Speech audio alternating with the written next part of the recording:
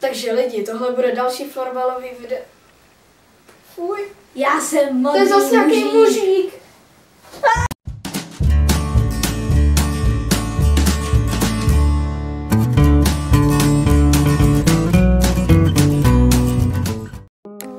Čaute lidi, tohle je další florbalový video, doufám, že si to užijete, dejte like a odběr a máme i tady speciálního hosta, ale to bude až na konci videa, takže jo. Takže lidi, ukážu vám, jak udělat florbal, normální věci florbalu a jak začít být florbalista. Takže doufám, že si to užijete a můžeme jít hnedka k videu. Takže lidičky, nahrává se, jak kdybyste chtěli střelit, akorát menší silou. Takže něco jako tohle.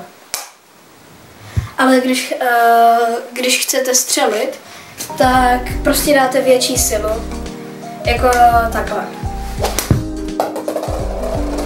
Já jsem dostal jesle, ale nevadí. Takže takhle tak si můžete trénovat jako rozdíl mezi střílením a nahráváním.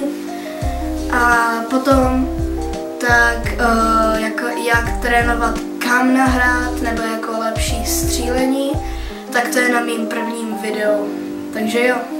Tak potom střílení, tak to je něco jako nahrávání, když jsem říkal u toho.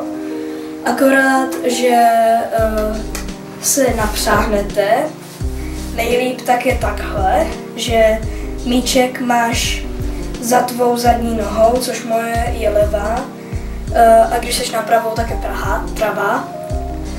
A takhle tak se napřáhneš a střelíš. Takže jo. A nebo prostě můžeš vysokou třeba. A jo. Takže lidičky a pánové, máme tady velmi speciálního hosta a zeptáme se ho nějaký otázky. Takže jo, jak moc se ti líbí florbal? 0 z 10 jako. 10 z 10. Hrála jsi někdy florbal a jak moc ti to šlo? Ano, a moc mi to nešlo. Ok, a jako skóre? 5 z 10. Dobře. A líbí se ti videa moje? Ano. Dobře. Tak to bude vše. Tady s paní hostem omlouvám.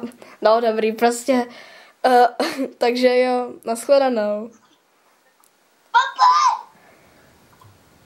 Tak, potom vidíte, že jste v takové té brance, která je z předchozího videa. A tady bude takový rychlej montáž mého střílení, takže doufám, že si to užijete.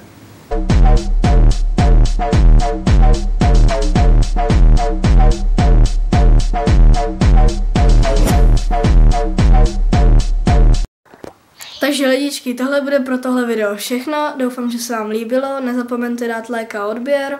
A doufám, že vám mi pomohlo. Takže čus.